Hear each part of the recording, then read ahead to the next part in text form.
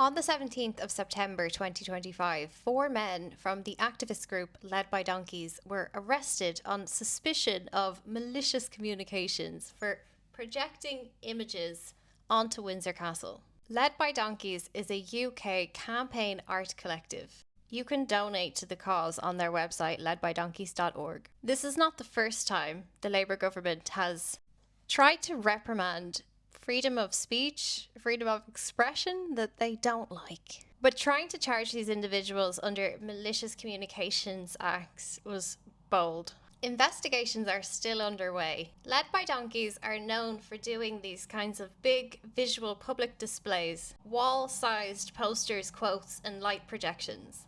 This is art that holds leaders to account by putting their own words and images back in public view. The Windsor action sits squarely in their pattern of satire and public interest journalism, not threats. They all came from Greenpeace. The name is an old soldier saying, lions led by donkeys.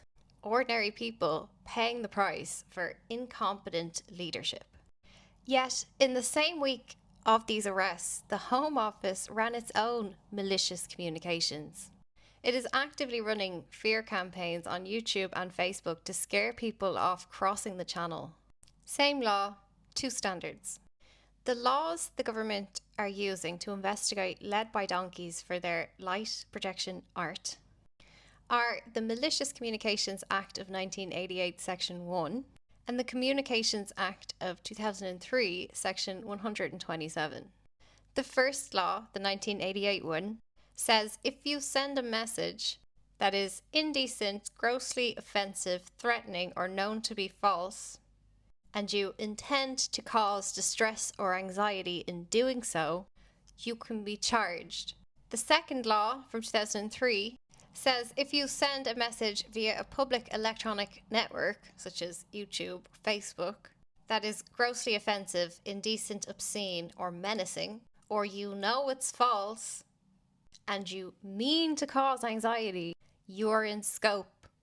Here's the problem. If protesters with a projector can be bundled into malicious comms, then government fear campaigns are in the same zone, and I have identified at least 15 that break these malicious communications laws. In March 2024, the Home Office launched targeted campaigns on Facebook and YouTube in Vietnam and Albania. The wording in these campaigns includes risk and consequences and warn migrants and people disappeared into the sea. That is deterrence by fear. The Home Office has systematically used YouTube and Facebook marketing to cause anxiety and fear. These campaigns meet the legal elements for prosecution under the Malicious Communications Act of 1988, Section 1, and Communications Act 2003, Section 127.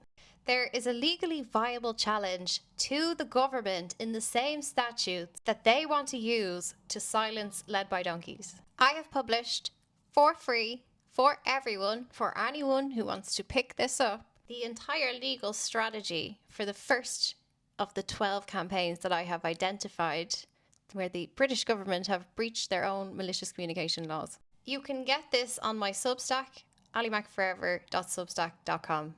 I have mapped out all the evidence on the Stop the Boats campaign. All it needs is some legal activists to pick it up. If this is the way the government wants to play, may they eat their own words.